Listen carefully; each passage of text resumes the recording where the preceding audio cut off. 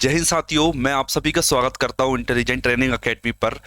आज से स्टार्ट कर रहे हैं हम हमारी 45 डेज की सिलेक्शन सीरीज। इसमें हम एसएससी जीडी के सभी कॉन्सेप्ट को कवर करवाएंगे। ठीक है, आप भले ही किसी भी प्रकार के स्टूडेंट हो, मतलब कि जैसे कि आप मान लीजिए आपने कहीं पे सिलेबस कंप्लीट कर रखा है और आपके मॉक में मार्क्स नहीं बढ़ते, तो आप क्या करोगे? या फिर आपने सिलेक्शन मतलब कि नोटिफिकेशन भी आ चुकी है कल आपकी और अभी तक आपने इस तैयारी भी स्टार्ट नहीं की, तो आप क्या करोगे? बिल्कुल सभी के सभी डाउट का सॉल्यूशन मैं आज की क्लास में देने वाला हूं। विश्वास मानिए, आज की क्लास देखने के बाद में आपका 100% कॉन्फिडेंस बढ़ जाएगा एसएससी जीडी के लिए कि जो स्टडी प्लान होने वाला है ना आपका, वो किस तरीके से होने वाला है, स्ट्रेटेजी किस टाइप से होने वाला है, आपको क्या पढ़ना है, क्या छोड़ना है, कौन कौन से इंपॉर्टेंट टॉपिक है, मैथ्स की स्ट्रेटेजी क्या, सब कुछ डिस्कशन करूंगा। बहुत एनालिसिस करने के बाद में ये वीडियो मैंने बनाई है। कल आपको पता है कि एसएससी जीडी की नोटिफिकेशन आ गई थी, तो जस्ट उसके बाद मैंने वीडियो बनाई थी।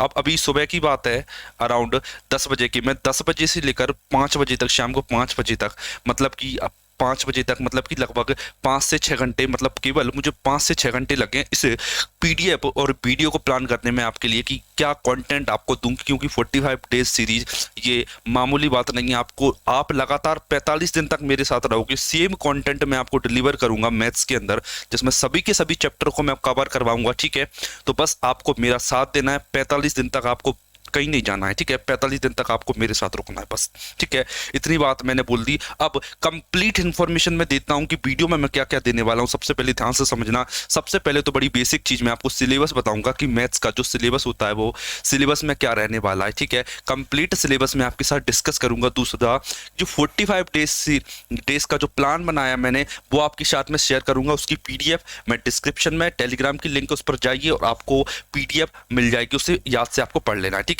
दूसरी, सिलेक्शन की स्ट्रेटेजी क्या होने वाला है वो कंप्लीट आपको बताऊंगा। और एडवांस में मेरी तरफ से आपके लिए दो चीजें हैं। क्या?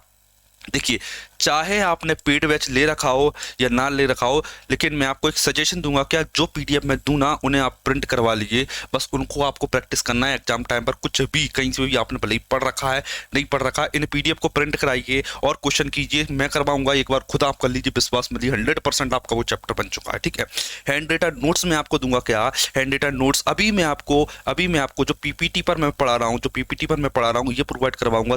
कुछ दिनों के बाद में, 1 या 2 दिन के बाद में, मैं आपको सोच रहा हूँ कि हैंड रिटन सॉल्यूशन दूं जो मेरे हाथ द्वारा लिखे होंगे। ठीक है, हैंड रिटन सॉल्यूशन, अगर इसके बारे में मुझे कमेंट आते हैं तो मैं ये प्रोवाइड करने स्टार्ट कर दूंगा। अदरवाइज ये पीपीटी तो आपको मिल ही जाएगी। ठीक, तो मैं कुछ चीजें आपको बताना चाहूंगा। क्या आप इस क्लास को, आपको ये क्लास देखना चाहिए कि नहीं देखना चाहिए? तो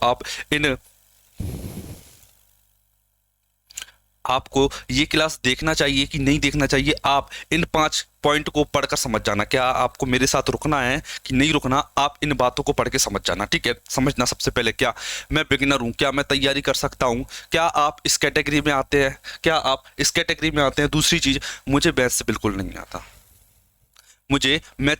आता। क्या मैं तैयारी कर सकता हूँ? बिल्कुल। जीडी की तैयारी कर सकते हो, बिल्कुल। आप बिल्कुल सही जगह आए हो अगर आपने ये वीडियो देख रहे हो आप। ठीक है, डेट डेट डैश का पेड बैच मैंने ले रखा है। क्या? डेट डेट डैश का मैंने पेड बैच लगा, किसी का भी पेड बैच ले रखा हो तो क्या मैं पढ़ सकता हूँ? बिल्कुल पढ़ सकते हो। क्या? मैथ्स में जो आपने पढ़ा है ना, वही मैं पढ़ाऊंगा, कुछ अलग नहीं पढ़ाऊंगा। लेकिन जो तरीका रहेगा, जो कॉन्सेप्ट रहेंगे, वो थोड़े से डिफरेंट रहेंगे। बाकी समझाने का तरीका सेम रहेगा, बिल्कुल कोई डाउट नहीं है। अगर आपने पढ़ रखा है पहले से तो बहुत बहुत अच्छा, नहीं पढ़ रखा तो और भी अच्छा है। ठीक है, दूसरा देखना, मेरा सिलेबस कंप्लीट है। क्या? सिलेबस कंप्लीट है, लेकिन क्या मैं क्लासेस ले सकता हूँ? बिल्कुल ले सकते हो। आपने सिलेबस कहीं से भी कंप्लीट कर रखा तो भी आप क्लासेस ले सकते हो, क्योंकि याद रखना, क्योंकि एक बार रिवीजन हो जाएगा आपका 45 डेज के अंदर क्या जा रहा है। ठीक है, दूसरा, सिलेबस कंप्लीट है। क्या? अगर आपका बाई चांस मान लीजिए कि सिलेबस आपका कंप्लीट है लेकिन मॉक में मार्क्स नहीं बढ़ते, क्या आप इस कैटेगरी में आते हो? आप एक बार मुझे कमेंट करके जरूर बताना कि आप किस कैटेगरी में आते हो। एक बार आप मुझे ये बात जरूर बताना। ठीक है, मॉक में मार्क्स नहीं बढ़ते। ठीक है, मॉक में मार्क्स कैसे बढ़ाना है वो कंप्लीट तरीका मैं आपको बताऊंगा। और कुछ एक्स्ट्रा चीजें जो मैंने ले रखी हैं, एक सेकंड रुकना।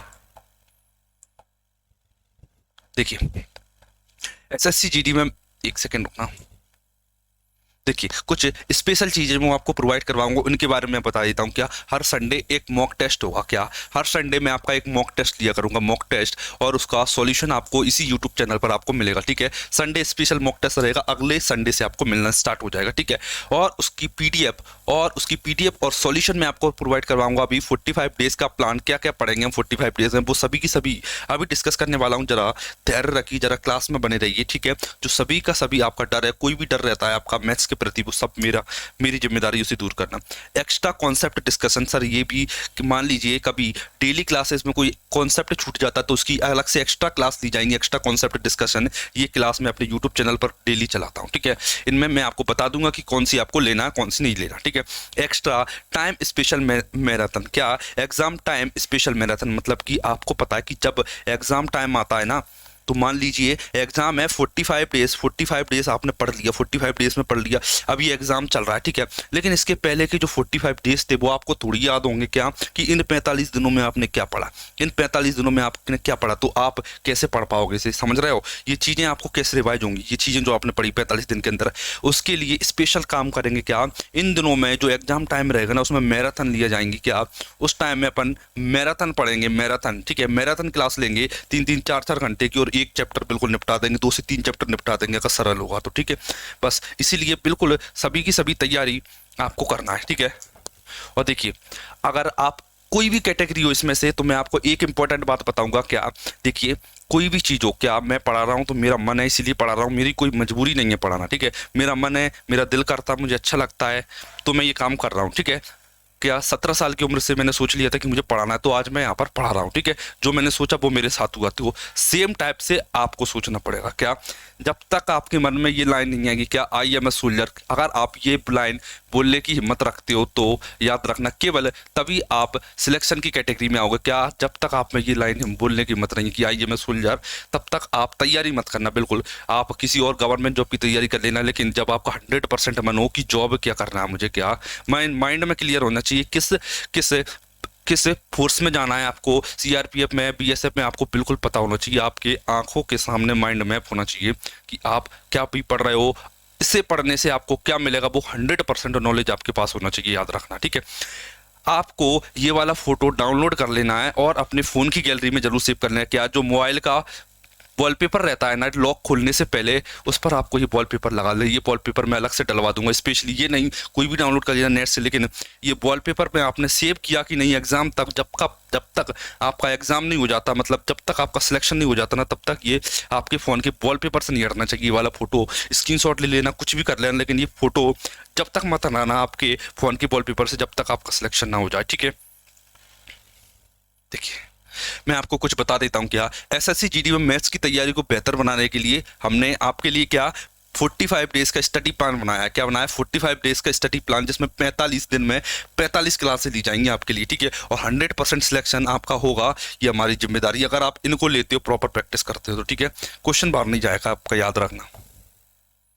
देखिए मैं कुछ चीज़ें आपको बताऊंगा, क्या जो मैं क्या काम करने वाला हूँ वो याद रखना। क्या जो मैंने लाइन लिखी ना, बस इसे एक बार इसे ध्यान से पढ़ लेना। क्या जो मैंने लाइन लिख रखी है ना इतनी बड़ी, एक बार इसे पढ़ लेना। क्या सो रही थी तो जगाने आया हूँ, भूल गए थे तो याद दिलाने आया हूँ। ठीक है, सोल्जर बनने का सपना जो आपने देखा था, मैं श्री कृष्ण की तरह आपको मार्ग दिखाने आया हूँ। ठीक है, बस इस बात को आपको याद रखना है। ठीक है, जो मार्ग वाला रास्ता है ना, ये काम मैं करूँगा, बस बाकी जो मेहनत है वो आपको करना पड़ेगी। क्या मेहनत है वो आपको करना पड़ेगी। क्या मैथ्स की जिम्मेदारी मेरी, बाकी इंग्लिश, रीजनिंग, जीके की जिम्मेदारी आपकी। ठीक है, मैथ्स की जिम्मेदारी मेरी, बाकी इंग्लिश, जीके और रीजनिंग की जिम्मेदारी आपकी। ठीक है, ये चीज़ें आपके ऊपर हैं, ये चीज़ें आप करोगे, बाकी ये मैथ्स की जिम्मेदारी मेरी, इंग्लिश की जगह चाहे हिंदी मान लीजिए, ये सभी तैयारी आपकी तरफ रहेंगी, और ये मैथ्स की तैयारी मेरी जिम्मेदारी। ठीक है, अब देखना, सबसे पहले मैं आपको अब ले चलता हूँ थोड़ा सा क्या सिलेबस के बारे में बात कर लेते हैं हम,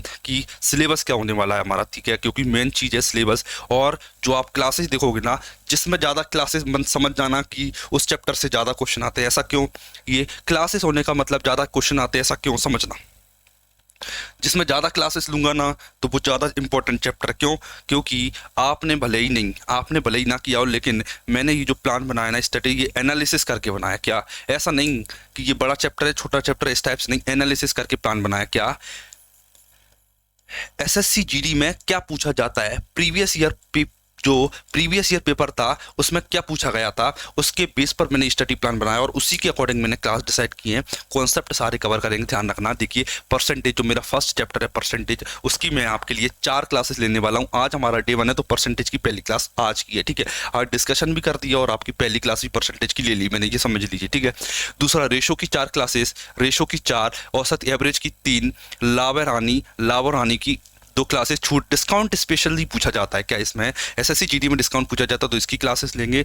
देखिए जो भी क्वेश्चन मैं आपको करवाऊंगा ना वो सारे के सारे क्वेश्चन प्रीवियस ईयर रहेंगे, याद रखना।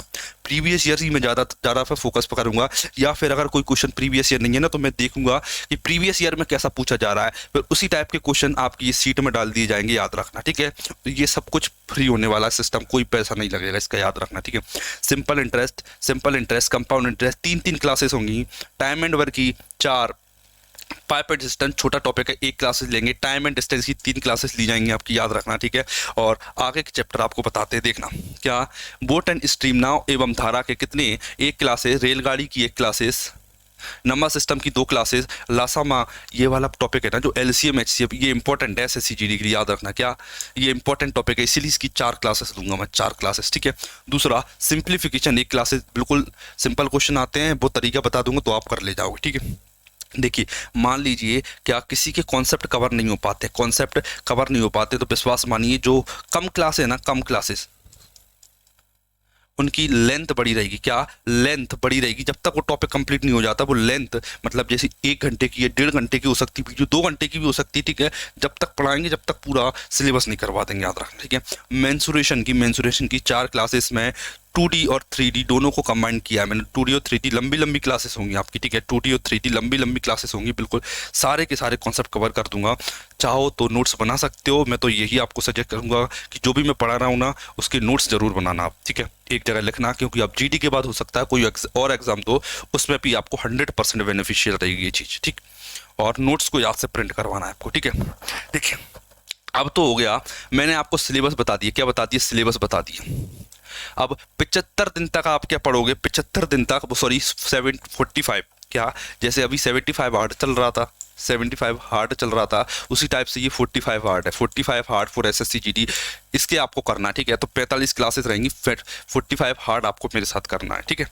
एक बार देख लीजिए, 4 classes percentage, 3 classes ratio proportion, 4 class, 2 average, इसके बाद फिर से एवरेज, ये एवरेज, ठीक है। जो पीडीएफ है ना मैं अभी आपको दिखा देता हूँ, एक बार टेलीग्राम में ले चलता हूँ और ये पीडीएफ आपको दिखा देता हूँ एक बार मैं, देख लीजिए। 30, 40, 45, ये कंप्लीट 45 दिन तक आप क्या क्या पढ़ोगे वो मैंने आपके लिए पहले से लिख के दे दिया, बस आप यही पढ़ना, ठीक है। जिस दिन मैंने लिखा है ना कि 4 दिन परसेंटेज, विश्वास मानिए आप उन्हें 4 दिन में केवल परसेंटेज पढ़िए, ठीक है। उन दिन में आप खुद, मैंने 4 दिन परसेंटेज पढ़ाऊंगा तो आप भी 4 दिन परसेंटेज पढ़ना, ठीक है। और दम से पढ़ना, जो पॉसिबल हो सके ना उस तरीके से पढ़ना, ठीक है। फिर आप देखना कि मार्क्स कैसे नहीं बढ़ाओगे आप, मार्क्स कैसे नहीं बढ़ेंगे आपके, याद रखना। देखिए 1 सेकेंड, मैं 1 सेकेंड में आपको पीडीएफ दिखा देता हूँ एक बार।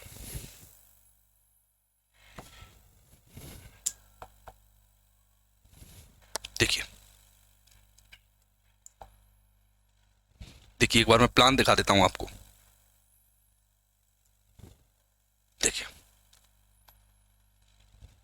ये पीडीएफ आप याद से डाउनलोड कर लेना, इसकी लिंक मैं डिस्क्रिप्शन में दे दूंगा, ठीक है। टेलीग्राम की लिंक है, उस पर जाइए, स्टडी प्लान आपको मिल जाएगा। नहीं मिल रहा ना तो टेलीग्राम पर एक कोने में सेक्शन रहता है सर्च का, उस पर सर्च पर कीजिए, सर्च पर लिखिए सिलेक्शन बैच लिख दीजिए, सर्च में जाकर सिलेक्शन बैच लिख दीजिए तो आपको ये पीडीएफ मिल जाएगी। देखिए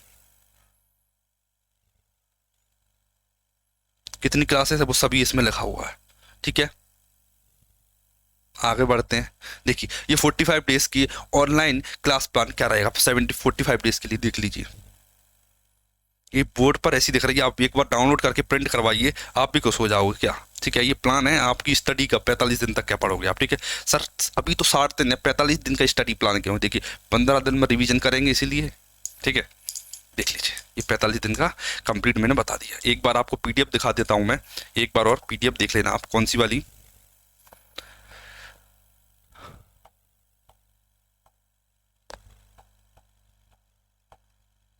देखिए एक बार जो पीडीएफ आपको मैं दूंगा, जो परसेंटेज चैप्टर स्टार्ट होने वाला है उसकी पीडीएफ दिखा देता हूं मैं आपको एक बार, देखिए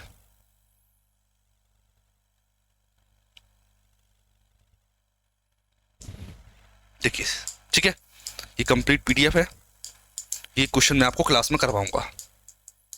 बिल्कुल, जब तक आप चैप्टर कंप्लीट नहीं होगा ना तब तक आपकी चलाएंगे, ठीक है। और जो डे मैंने लिया ना, डे इसीलिए डिसाइड किए ताकि आप भी सुनिश्चित रहो कि कितने दिन में मेरे कितने चैप्टर हो जाएंगे, और मैं भी प्री डिसाइडेड रहूँ कि मुझे किस क्लास में कितना मटेरियल पढ़ाना है, ठीक है। तो इसीलिए ये बहुत ज़रूरी हो जाता है आज के लिए। तो मैं, ठीक है, अब इतनी ज्ञान की बातें करने के बाद में अब आपका ज़्यादा समय नहीं लेंगे, अब सीधा मैं ले चलता हूँ आपको जिसके लिए आप आए हो, परसेंटेज पढ़ने के लिए, ठीक है। तो मैं ले चलूँगा आपको परसेंटेज के बारे में बताने, परसेंटेज की बताने में, ठीक है। बिल्कुल बेसिक चैप्टर है, याद रखना क्या, बिल्कुल बेसिक चैप्टर है। कुछ फेमस टाइप इसमें फेमस हैं जो बार बार पूछे जाते हैं, क्या उनको मैं अलग से करा दूंगा, उनको मैं अलग से कराऊंगा इन्हीं क्लासेस में, ठीक है। दूसरी चीज़, सबसे पहले मैं इसके बेसिक के बारे में बताऊंगा आपको। दूसरी चीज़ आपको मैं बता देता हूं, क्या जो एग्ज़ाम में पूछा जाता है ना, भले ही आपसे परसेंटेज से डायरेक्ट कभी क्वेश्चन ना आए, याद रखना क्या, भले ही आपसे परसेंटेज से एक डायरेक्ट क्वेश्चन ना आए, लेकिन इसके जो कॉन्सेप्ट बनते हैं, क्या परसेंटेज के जो कॉन्सेप्ट बनते हैं ना, कॉन्सेप्ट, ये परसेंटेज के कॉन्सेप्ट, आप विश्वास मानिए, ये परसेंटेज के कॉन्सेप्ट आपके कंप्लीट अरिथमेटिक में यूज होते हैं। किसमें? कंप्लीट अरिथमेटिक में यूज होंगे। कंप्लीट अरिथमेटिक मतलब कि पूरे के पूरे अंक गणित में, पूरे के पूरे अंक गणित में इसके कॉन्सेप्ट आपको देखने को मिलेंगे। जब तक आप मैथ करोगे इस परसेंटेज को आप कभी नहीं भूल पाओगे, ठीक है। जो मेन चीज़ है ये सीख जाओ, आगे की 8, 10, 15 कितने 12 चैप्टर, ये 12 चैप्टर आपकी उंगलियों पर रहेंगे इस चैप्टर को सीखने के बाद में, ठीक है। ठीक, अब थोड़ा मैं बेसिक बताता हूँ, ठीक है। परसेंटेज का सीधा मतलब होता है, ठीक है, परसेंटेज एक मैथमेटिकल साइन है। कैसा है? एक साइन है जिसका सीधा मतलब होता है 1/100, ठीक है। ये बेसिक चीज़ है, अब बड़े ध्यान से समझना। परसेंटेज का सीधा मतलब होता है 1/100, ठीक है। अगर मैंने आपसे बोला, क्या अगर मैंने आपसे बोला कि 5%, 5%, ठीक है, तो इसका मतलब आप क्या समझोगे? 5% अगर मैंने आपसे बोला तो आप इसका मतलब क्या निकालोगे, वो बड़े ध्यान से समझना। 5% का मतलब होता है 5/100, 5/100, 5/100 मतलब प्रत्येक 100 पर, प्रत्येक 100 पर 5, प्रत्येक 100 पर 5, ठीक है। इसे मैं चाहूँ तो ऐसे भी लिख सकता हूँ 1/20, ठीक है, 1/20, ठीक है। अब मेरे पास एक वैल्यू ये निकल के आई और एक वैल्यू ये निकल के आई, ठीक है। इसे मैं बोलता हूँ परसेंटेज वैल्यू। क्या पूरे पूरे परसेंटेज, पूरे अरिथमेटिक में इन्हीं दो वैल्यू का खेल है, एक परसेंटेज वैल्यू और एक फ्रैक्शन वैल्यू। इसे बोलते हैं फ्रैक्शन वैल्यू, फ्रैक्शन वैल्यू। इसे आप रेशो भी बोल सकते हो, रेशो, ठीक है। मैं इसे फ्रैक्शन वैल्यू बोलूंगा, फ्रैक्शन वैल्यू बोलूंगा, ठीक है। परसेंटेज टू फ्रैक्शन, ठीक है। किसी परसेंट को देखकर आप उसके रेशो के बारे में, उसकी फ्रैक्शन के बारे में बता दो, और किसी फ्रैक्शन को देखकर आप उसके परसेंटेज के बारे में बता दो, तो आप कम से कम 50% काम आप मन में करना सीख जाओगे। क्या? अगर आप परसेंटेज टू फ्रैक्शन और फ्रैक्शन टू परसेंटेज ये दो चीज़ें याद कर लेते हो ना, तो आप विश्वास मानिए आपका आधा काम हो चुका है, ठीक है। मैं अभी डायरेक्ट नहीं बताऊंगा कि आपको परसेंटेज फ्रैक्शन में फ्रैक्शन टू परसेंटेज कैसे करते हैं, मैं आपको पहले आइटम सिखाऊंगा, ठीक है। जो जरूरी चीज़ है ना पहले वो सिखाऊंगा मैं आपको। देखना, मैंने बोला, क्या बोला, एक स्कूल है, एक स्कूल है, मैंने बोला कि इसमें कितने 200 बच्चे हैं, 200 स्टूडेंट आते हैं, 200 स्टूडेंट आते हैं, कितने 200 स्टूडेंट आते हैं, जिसमें कि जो गर्ल है ना, गर्ल 30% है, कितनी है 30%, 30%, ठीक है। और बॉयज़ कितने हैं, मैंने मान ली बॉयज़ कितने बच्चे, बताइए। ये लॉजिकल बात है, ठीक है, ये लॉजिकल बात है, कुछ मैं बता रहा हूँ, क्या जो लॉजिकल बात बता रहा हूँ वो भी याद रखना। क्या? अगर मैंने बोल दिया स्कूल में केवल दो ही प्रकार के स्टूडेंट हो सकते हैं, या तो लड़का या लड़की, ठीक है, दो टाइप के स्टूडेंट हो सकते हैं, आप भी एग्री करते हो, ठीक है, याद रखना। गर्ल्स 30% है, गर्ल्स कितनी है 30% है, गर्ल्स 30%, ठीक है। तो आपको ये बात मन में अज्यूम करना पड़ेगी, क्या आपको ये बात मन में अज्यूम करना पड़ेगी, क्या स्कूल में जो बच्चे रहे होंगे वो 100% रहे होंगे, ठीक है। पहला फैक्ट आपको ये याद रखना है, क्या 100% रहेंगे। क्या स्कूल में जो भी बेस है, जो भी बेस रहेगा किसी वैल्यू का, देखिए जो गर्ल्स का परसेंटेज है, गर्ल्स परसेंटेज कैसे निकला होगा, गर्ल्स का परसेंटेज देखिए, गर्ल्स नंबर ऑफ गर्ल्स, लड़कियां कितनी है अपॉन में स्कूल में बच्चे कितने हैं, स्कूल में बच्चे कितने इंटू 100, ठीक है, ऐसे परसेंट निकला होगा गर्ल्स का। ये तो बेसिक बात है जो आपने 5th 6th में सीख ली होगी। गर्ल्स का परसेंट निकालने के मुझे गर्ल्स लिखना पड़ेगा अपॉन में स्कूल, ठीक है। देखिए जो चीज़ अपॉन में लिखी है, ये जो अपॉन में लिखा है, ये जो अपॉन में लिखा है ना स्कूल, मतलब इसका मतलब ये है कि जो स्कूल है वो अपने आप में 100% है, ठीक है। 100% किसे मानना है? जो अपॉन में रहता है, मतलब जो स्कूल है, एक जो बड़ी वैल्यू जिसके बारे में हम बात कर रहे हैं वो 100% रहती है हमेशा, ये बात आपको याद रखना, ठीक है। दूसरी चीज़ मैं आपको बता दूं, मैंने पूछा बॉयज़ कितने परसेंट है। या तो आपके पास एक तरीका ये है कि 200 का 30% निकाल लीजिए, कितना आएगा? 200 का 30% 3/10 मतलब 60 आ जाएगा। फिर 200 में से 60 घटाइए, कितना आएगा? 140 आएगा। फिर आप 140 निकालिए कि 200 का कितना परसेंट है, तो आप इस टाइप से निकाल सकते हो कि बॉयज़ कितने परसेंट है। मैं आपको तरीका बता रहा हूँ, क्या आपको सिंपली 100% से माइनस कर देना है, ठीक है। 100% में माइनस कर देना, 100 माइनस 30% इक्वल 70% आ जाएगा। कितना आ जाएगा? 70%। कितना आ गया मेरे पास? 70%, मतलब उस स्कूल में बॉयज 70% है, ठीक है। अभी तो आपने ये निकालना सीखा है कि 100% पूरी चीज़ें रहती है, कोई भी चीज़ हो उसका बेस हमेशा 100% रहता है। ये चीज़ आपको याद कर लेना, ठीक है। ये चीज़ आपको याद कर लेना, कोई भी चीज़ अपने आप में 100% रहती है। एक सेकेंड रुकिए, देखिए स्कूल 100% हो गया, ठीक है। तो मैं ये चीज़ें मिटा देता हूँ।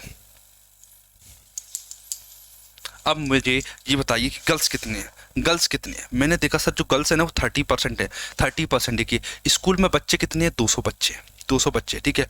30% निकालना मुझे इसका, 30%, 30/100, ठीक है। परसेंट निकालने का तरीका बता रहा हूँ, बस 30% का मल्टीप्लाई कर दीजिए। इसका मतलब होता है प्रत्येक 100 में से प्रत्येक 30, तो 2 जीरो से 2 जीरो काटा, 2 तिये 60, 2 तिये 6, 60 आ गया, ठीक है। नंबर ऑफ गर्ल्स कितनी है? 60। नंबर ऑफ बॉयज़ कितने होंगे? चाहो तो आप ये निकाल लीजिए, 70% निकाल लीजिए, 200 का 70% निकाल लीजिए, ये 60 को 200 में से घटा दीजिए, 140 आ जाएगा, ठीक है। ये बिल्कुल बेसिक चीज़ें हैं, ये मत समझना कि सर आप ये क्या सिखा रहे हो, क्या यही करवाओगे कि आपको पूरी क्लास में? नहीं, ये बिल्कुल बेसिक चीज़ें जो आपको जानना जरूरी है। कोई नहीं जानता तो उसे भी पता होना चाहिए, जो जानता उसे भी पता होना चाहिए, जो नहीं जानता उसको भी, और जानता है वो भी, ठीक है। अब देखिए, अब सबसे जो इंपॉर्टेंट चीज़ आती है ना वो होता है परसेंटेज, परसेंटेज इंक्रीमेंट। इंक्रीमेंट से पहले मैं एक बार आपको परसेंटेज, परसेंटेज टू फ्रैक्शन ये बताया था। परसेंटेज टू फ्रैक्शन ये क्या बवाल चीज़ है? परसेंटेज टू फ्रैक्शन ये क्या बवाल चीज़ है, ठीक है। मैं आपको पहली क्लास में ये नहीं बोलूँगा कि सर आप एक पूरी परसेंटेज वैल्यू याद कर लीजिए, ये नहीं बोलूँगा मैं आपको पहली क्लास में। ये आने वाले अरिथमेटिक के दिनों में जो हम अरिथमेटिक पढ़ेंगे उन दिनों में आपको मैं याद करवाता जाऊँगा, जो मैं लिख दूँ वो आप याद कर लेना, ठीक है। बेसिक देखिए, सबसे पहले मैं आपको बता देता हूँ क्या 1% का मतलब क्या होता है। सर बेसिक चीज़ है 1/100 होता है। बेसिक चीज़ है 1/100 होता है, ठीक है। एक का मतलब क्या होता है? सर बेसिक चीज़ है 100% होता है, बिल्कुल। देखिए एक मतलब फ्रैक्शन वैल्यू, 100% मतलब ये परसेंटेज वैल्यू, ये फ्रैक्शन है, ये परसेंटेज है, ठीक है। सर 1/2 का मतलब बताइए कितना आएगा? 1/2 का मतलब मैंने बोला आधा कर दो, 50%। 1/2 का मतलब 50%। कहीं 50% दिख जाए तो 1/2 मान लेना, कहीं 1/2 दिख जाए तो 50% मान लेना। इतना मान लोगे? बिल्कुल मान लेंगे सर। 1/3 दिख जाए तो देखिए, ये अगर इसे फ्रैक्शन में देखोगे ना थोड़ा सा तो ये ऐसी दिखती है। अगर मैं इसे डेसिमल में दिखाऊं, डेसिमल में दिखाऊं तो ये ऐसी दिखती है। कोई दिक्कत? सर बिल्कुल नहीं, इतना याद कर लोगे आप, बिल्कुल कर लेंगे सर। ये जरूरत क्यों पड़ेगी वो मैं आपको क्वेश्चन के साथ समझा दूंगा। 1/4 का मतलब 25% होता है। 1/5 का मतलब कितना होता है? 20% होता है। मैं उम्मीद करूंगा कि ये चीजें आप याद कर लोगे। 1/6 कितना होता है? 16 सही 2/3%, ठीक है। 1/7 कितना होता है?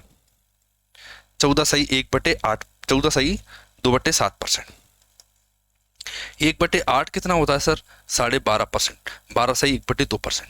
कोई दिक्कत? कोई दिक्कत नहीं। 1/9 क्या कितना होता है? 11 सही 1/9%। 1/10 कितना होता है बताइए? आप बताइए एक बार, 1/10 कितना होता है? मैंने बोला सर कि ये 10% होता है, 10% होता है। और 1/11 कितना होता है? ये 9 सही 1/9 होता है। कितना होता है ये? 9 सही 1/11, 9 सही 1/11% होता है, ठीक है। 1/12 कितना होता है? 8 सही 1/3%, ठीक है। या फिर आप इसे 8.33% भी लिख सकते हो, ठीक है। समय के साथ आप धीरे धीरे सब कुछ सीख जाओ, ठीक है। 1/13 कितना होता है? 1/13 100 में भाग दीजिए, कितना आएगा? 13 7 91, 7 सही 9/13%। इसे अगर मैं परसेंटेज वो डेसिमल में लिखूं तो 7.7%, ठीक है। 1/14 कितना होता है? 7 सही 1/7%, 7 सही 1/7%। 1/15 कितना होता है? 6 सही 2/3%। ये हो गया, ठीक है। 1/16 कितना होता है सर? 1/16 बताइए, आप बताइए 1/16 कितना होता है? देखिए, मैं आपको अभी थोड़ी सी परसेंटेज याद करा दूंगा, अगली क्लास में थोड़ी सी और परसेंटेज वैल्यू याद करा दूंगा, तो धीरे धीरे करके आप सीखते जाओगे, ठीक है। इन्हें याद से लिख लेना है आपको, अपनी कॉपी में याद रखना। 1/16 कितना होगा बताइए? 16×96, 4/16 मतलब ये 16, 6 से 1/4%, या फिर आप कह सकते हो 6.25%, ठीक है। बस यहीं तक वैल्यू याद करना है अभी की, आज की क्लास के लिए आपके लिए इतनी वैल्यू है, ठीक है। तो ये वैल्यू आप याद कर लोगे, ठीक है। कर लोगे सर, बिल्कुल कर लोगे। अब आपको सबसे इंपॉर्टेंट चीज मैं बताऊंगा परसेंटेज की। परसेंटेज इंक्रीमेंट या डिक्रीमेंट, मतलब कि प्रतिशत वृद्धि या कमी, ये चीज सबसे इंपॉर्टेंट जो मैं आज आपको बताऊंगा, परसेंटेज की वृद्धि या कमी, ठीक है। सबसे इंपॉर्टेंट चीज आज की क्लास की जो मैं आज आपको सिखाऊंगा। क्या? ये मेरी फाउंडेशन बैच का क्लास चल रही है, याद रखना। मैं अभी केवल और केवल आपको बेसिक बताऊंगा, अगली क्लास में हम क्वेश्चन करना स्टार्ट कर देंगे, इसमें भी आपको क्वेश्चन करना दिखाऊंगा, ठीक है। लेकिन अभी ये केवल एक इंट्रो क्लास थी, तो इसमें परसेंटेज का बेसिक में भी बता रहा हूँ, क्वेश्चन आगे से स्टार्ट करेंगे हम। आप ध्यान से समझना। क्या मैंने बोला कि आप पहले 800 रुपये कमाते थे, 800 रुपये कमाते थे, फिर मैंने देखा 800 रुपये कमाते थे, फिर आप 1000 रुपये कमाने लगे पर डे के हिसाब से। एक दिन में आप 800 कमाते थे, एक दिन में 1000 रुपये कमाने लगे। मैंने पूछा आप बताइए कि आपकी इनकम में इंक्रीमेंट कितना हुआ? इंक्रीमेंट कितना हुआ? इंक्रीमेंट देखिए, 2 से 3 तरीके बताऊंगा, उन्हें बड़े ध्यान से समझना। क्या इंक्रीमेंट का तरीका बिल्कुल सिंपल है, ठीक है। जब भी वृद्धि होती है, जब भी वृद्धि होती है, समझना, वृद्धि के लिए वैल्यू कम होती है कि ज्यादा होती है? सर पहले कम होगी तब जाके वृद्धि होगी। पहले क्या होती है? वैल्यू कम। जो वैल्यू कम है उसे बोल देते हैं, उसे बोल देते हैं बेस वैल्यू, ठीक है। इंक्रीमेंट कितने का होगा, मतलब वृद्धि कितने की हुई? वृद्धि लिख देता हूँ यहाँ, नहीं हिंदी मीडियम वाले पूरा मान जाएंगे इसे देख के, वृद्धि क्यों नहीं लिखा, ठीक है। वृद्धि कितने की? 800 थी, 1000 हो गई, 200 की वृद्धि हुई, ठीक है। लेकिन ये इंक्रीमेंट है। वृद्धि प्रतिशत कितना होगा? आपको इंक्रीमेंट परसेंटेज निकालना है, वृद्धि प्रतिशत, इंक्रीमेंट का परसेंटेज, ठीक है। कुछ नहीं करना आपको, कुछ नहीं करना। ये 200 लिखे, ये 200 लेके अपॉन में, 200 लेके अपॉन में कितना था? पहले 800 लिख दीजिए, 200 से 800 काट दीजिए, 1/4 आएगा, 1/4। और अभी अभी मैंने आपको याद कराया कि 1/4 का मतलब 25% होता है। नहीं पता तो सर कैसे निकालेंगे? 100 का गुणा कर लीजिए, कितना आएगा? 25%, ठीक है। मतलब अगर मैं बोलूं सर इसमें कितने पैसों की वृद्धि हुई? 200 रुपये की। अगर मैंने पूछा कि इसकी सैलरी में कितने परसेंट की वृद्धि हुई, तो 25% की वृद्धि हुई। क्या आप ये चीज बता पाओगे? सर बिल्कुल बता पाओगे। एक तरीका और मैं बताना चाहूंगा आपको। क्या? एक तरीका और बताऊंगा, बड़े ध्यान से समझना उसे।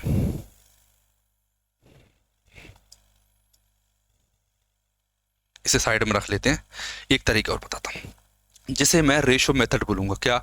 रेशो मेथड बोलूंगा मैं इसे, रेशो मेथड बोलूंगा, रेशो मेथड बोलूंगा मैं इसे, ठीक है। मुझे पता है किस क्लास में कितना पढ़ाना है, ये जो चीज बता रहा हूं इसे आपको याद कर ले, ठीक है। देखिए, सबसे पहले इनिशियल वैल्यू लिखिए और रेशो फाइनल वैल्यू, ठीक। इनिशियल मतलब पहले कितनी थी, फाइनल मतलब बाद में कितनी थी। आई रेशो एफ लिखना है आपको। मैंने देखा पहले 800 थी सर, फिर बाद में जाके 1000 हो गई। कोई दिक्कत? सर बिल्कुल नहीं।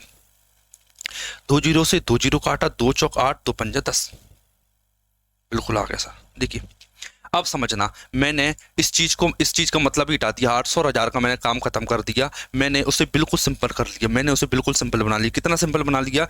मैंने इतना सिंपल बना दिया क्या कि किसी की सैलरी 4 रुपये है, मेरे पास 4 रुपये और मेरे पास 5 रुपये हो जाते हैं, तो बताइए मेरे पास कितना एक्स्ट्रा रुपया आया? मैंने बोला सर आपके पास 1 रुपया एक्स्ट्रा है, 1 रुपया एक्स्ट्रा है, ठीक है। 1 रुपया एक्स्ट्रा है। ये तो रियल वैल्यू ना है कि 1 रुपया एक्स्ट्रा है, लेकिन परसेंटेज में कितनी एक्स्ट्रा है? तो 4 अपॉन में रख दीजिए, 4 अपॉन में रख दीजिए। 1/4 कितना होता है सर? 1/4 25% होता है।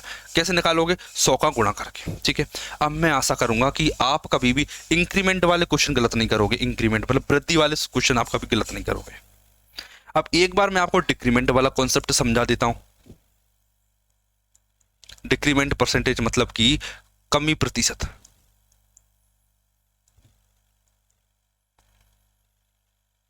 कमी प्रतिशत, ठीक है। सेम एग्जांपल ले लेते हैं कि बंदे की सैलरी 1000 थी, बंदे की सैलरी 1000 थी और अब सैलरी 800 रुपये। बताइए कमी कितनी है, ठीक है। तो देखिए 2 तरीके हैं।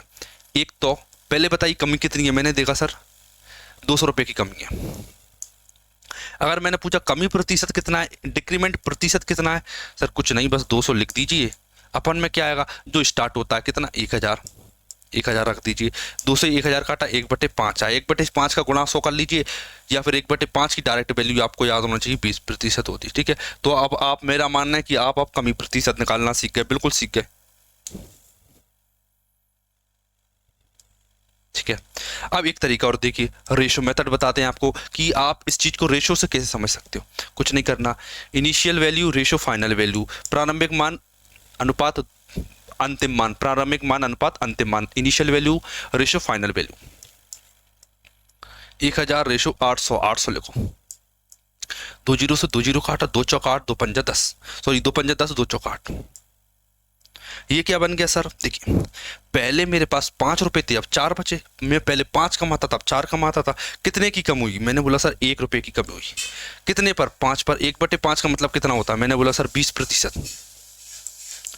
अब आप बताइए, क्या आपको कभी भी कमी और वृद्धि के क्वेश्चन आएंगे तो आप कभी गलत करोगे, आप करोगे कि नहीं, बिल्कुल नहीं करोगे। ठीक है, और बाकी कॉन्सेप्ट क्या होता है वो धीरे धीरे हम बता जाएंगे। ठीक है, पहले कितना था, अब कितना बचा, बस खत्म, डिक्रीमेंट हो रहा है। अब ज़्यादा है, बाद में कम, डिक्रीमेंट, अभी कम है, बाद में ज़्यादा हो गया, मतलब इंक्रीमेंट। ठीक है, तो याद रखना, इन चीज़ों को आपको याद रखना पड़ेगा। ठीक है, देखिए जब कमी प्रतिशत निकालने हैं तो अपन में बड़ी वैल्यू रखते हैं, जब वृद्धि प्रतिशत निकालते हैं तो अपन में छोटी वैल्यू रखते हैं।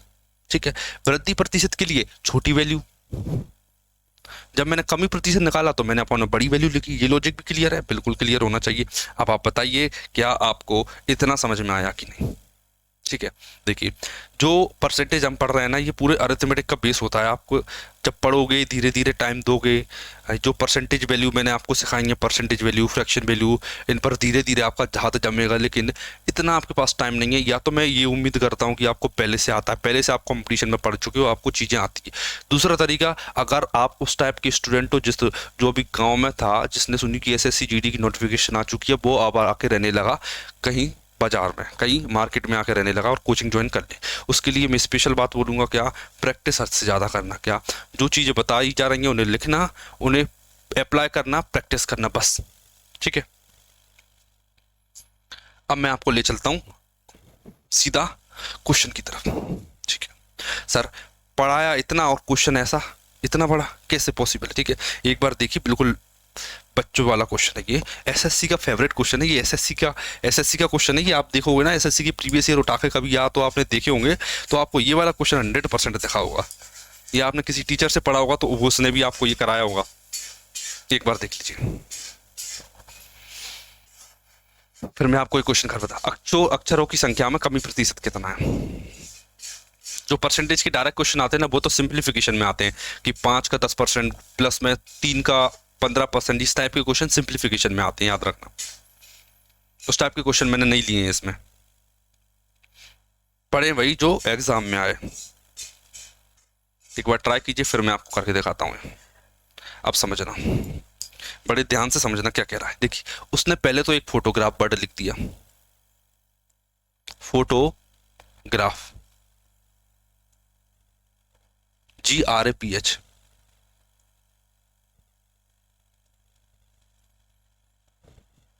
फोटोग्राफ लिख दिया। ठीक है, देखना अब वो क्या कह रहा है, सर यहाँ जो PH है ना, PH के स्थान पर एप लिख दीजिए। देखिए, ये PH की जगह एप लिख दूंगा, ये PH की जगह एप लिख दूंगा। लिख देंगे सर, बिल्कुल लिख देंगे। PH की जगह एप लिख दोगे सर, बिल्कुल लिख देंगे। अब देखना कितने अक्षर हैं, 1 2 3 4, फोटो PHOTO, 1 2 3 4 5 6 7 8 9 10, कितने अक्षर हैं, 10 अक्षर हैं। इनिशियल मतलब पहले कितने अक्षर थे सर, 10 अक्षर थे। बाद में फाइनल कितने अक्षर थे, बाद में कितने अक्षर है, देखना बाद में कितने अक्षर है, ध्यान समझना। वो क्या कह रहा है, PH को हटा दो सर, PH को क्या हटाना है, PH को हटा दो, PH को। अब कितने अक्षर बचे, 1 2 3 4 5 6 7 8, कितने अक्षर बचे, अब 8। यही तरीका मैंने आपको नहीं बताया अभी। क्या आपको बस ये लिखना है कि पहले कितने थे, बाद में कितने हैं। अब आप कमी बता पा रहे हो कि नहीं, बस मुझे इतना बता दो। क्या अब आपको कमी समझ में आ रही है कि नहीं आ रही, मैं बताता हूँ, देखना। 10 से 8 हो रही है कोई चीज़, मतलब 2% गिर रही है, अपॉन में 10 लिख दो, इंटू 100% कर दो, कितना आ जाएगा, 20%। ये जीरो से ये जीरो कटेगा, 2 गुणा 10 20%। ऑप्शन नंबर ए सही हो जाता है। क्या? ऑप्शन नंबर ए सही हो जाता है। बताइए आप। अब आप बताइए क्या आपको एक क्वेश्चन समझ में आया कि नहीं? सर बिल्कुल आया। सर कोई और तरीका समझना, एक छोटा सा इंट दूंगा, उसे आपको समझना पड़ेगा। क्या? एक छोटा सा इंट दूंगा, वो चीज समझना पड़ेगी आपको। देखिए अपॉन में कितना लगा है सर? अपॉन में 10 है। अपॉन में 10 है, यहाँ कितना 10। अगर मैं इस 10 को एक जीरो एक्स्ट्रा चिपका दूं, यहाँ पर एक्स्ट्रा जीरो चिपका दूं, तो 100 में से 80 गया, कितना बचा? 20। कितना बचेगा? कि 100 में से 20 गया तो 80 बचेगा, 20 बचेगा, सॉरी 100 में से 80 गया तो 20 बचेगा। देखिए 20 बचा तो 20 आंसर हो गया, 20 ही आंसर हो गया। सर ये कैसे पॉसिबल है?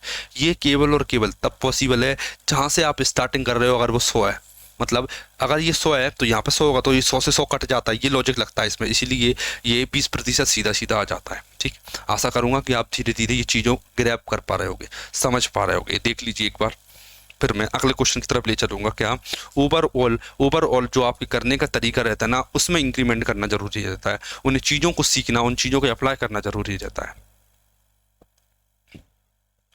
ठीक है, आज मैंने केवल कुछ नहीं कराया आपको, आज मैंने केवल आपको बेसिक पार्ट समझाया है और क्वेश्चन कराए छोटे छोटे बेसिक।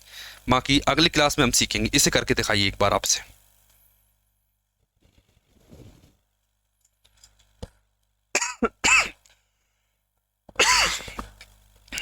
कीजिए, इस क्वेश्चन को ट्राई कीजिए एक बार।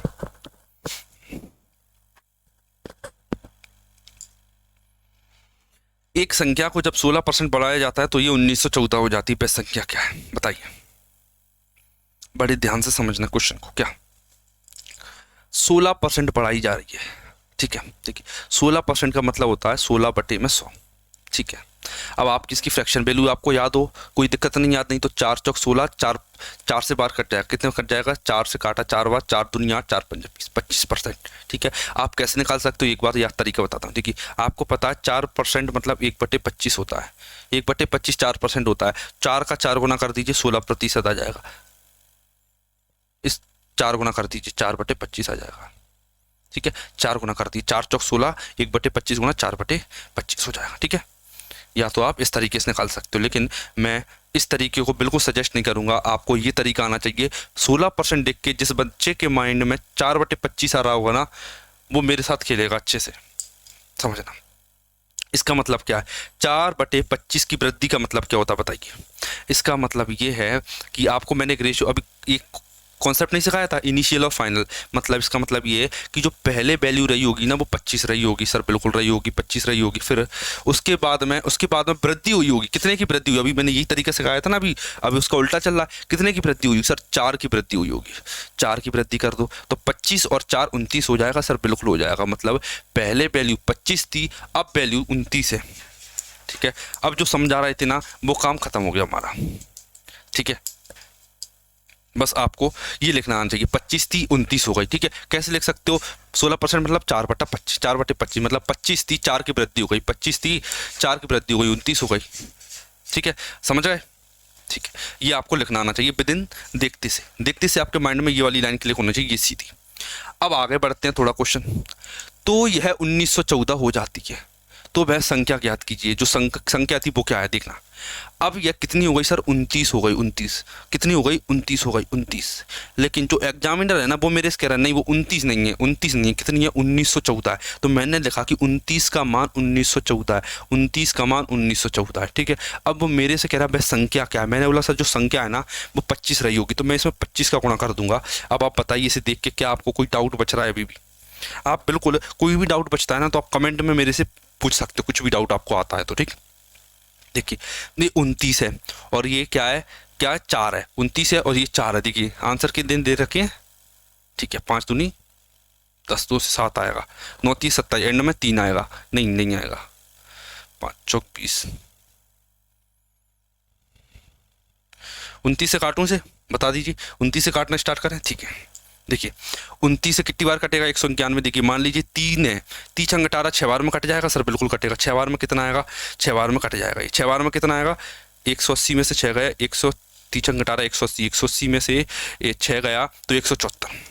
कितना बचा?